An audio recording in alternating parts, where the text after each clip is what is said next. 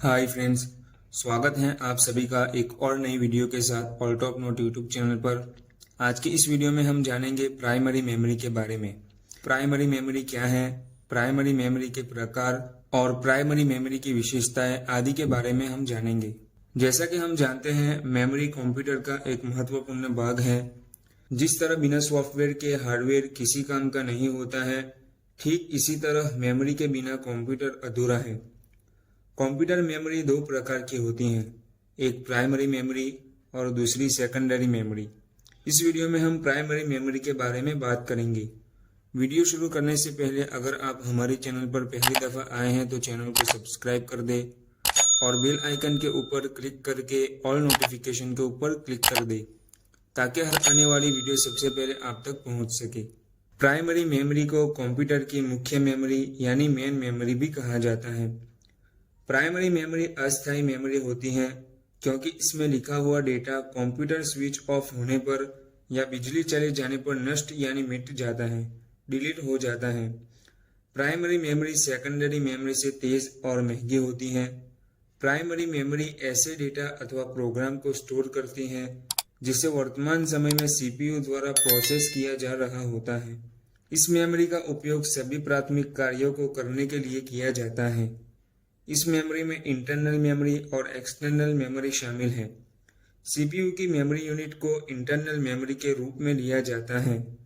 CPU की बाहरी memory को एक्सटर्नल मेमोरी के रूप में लिया जाता है। प्राइमरी मेमोरी की स्टोरेज क्षमता बहुत कम होती है। सीपीयू की मेमोरी यूनिट, रैम, रोम आदि प्राइमरी मेमोरी के उदाहरण हैं। अब हम जानते हैं प्राइमरी मेमोरी की विशेषताएं के बारे में। प्राइमरी मेमोरी अस्थायी होती है। इसके बिना कंप्यूटर काम नहीं कर सकता। कंप्यूटर ऑफ हो जाने पर या बिजली चले जाने पर इसमें मौजूद डेटा आपो आप डिलीट हो जाता है। अतिरिक्त मेमोरी से तेज होती है, सीपीयू का भाग होती हैं। प्राइमरी मेमोरी के प्रकार, types of primary memory. Primary memory दो प्रकार की होती हैं, एक रैम और दूसरी रोम। रैम का पूरा नाम रैंडम एक्सेस मेमोरी है। यह कंप्यूटर की अस्थायी मेमोरी है।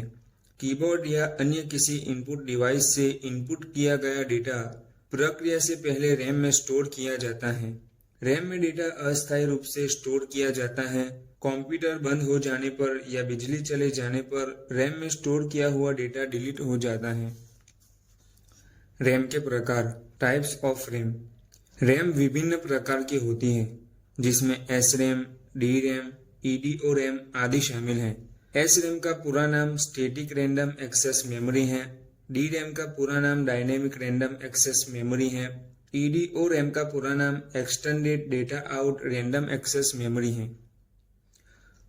अब हम जानते हैं रैम की विशेषताएं के बारे में।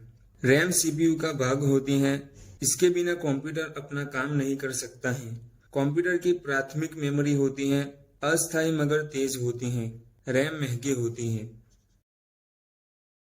दूसरा है रोम।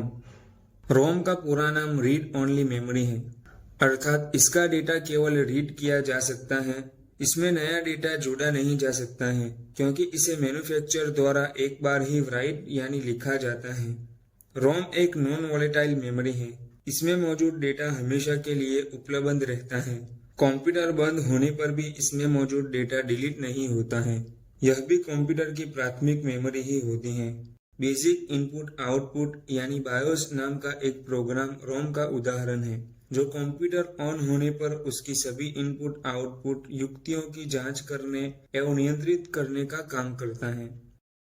रोम के प्रकार, टाइप्स ऑफ रोम। रोम विभिन्न प्रकार की होती हैं जिसमें पी रोम, ईपी रोम, ईईपी रोम शामिल है।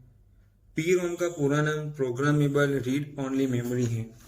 ईपी रोम का पूरा नाम erasable programmable read only memory है।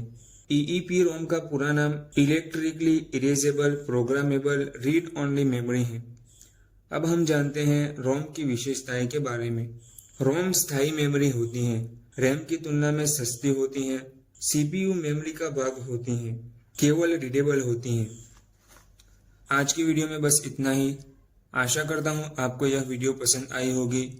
वीडियो पसंद आए हैं तो वीडियो को लाइक करें, शेयर करें और चैनल पर पहली दफा आए हैं तो चैनल को सब्सक्राइब कर दें और बेल आइकन के ऊपर क्लिक करके ऑल नोटिफिकेशन के ऊपर क्लिक कर दें ताकि हर आने वाली वीडियो सबसे पहले आप तक पहुंच सके।